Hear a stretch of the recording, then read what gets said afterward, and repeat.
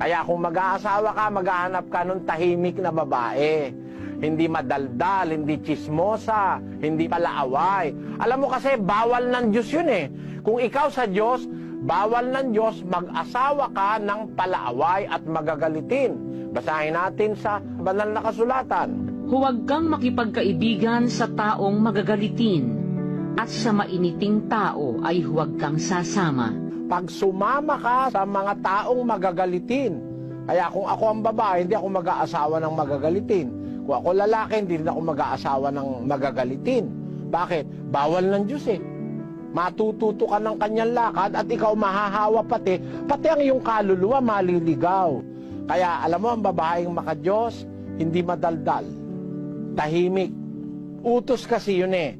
Sa unang Timoteo 2:11. Ang babae mag-aral na tumahimik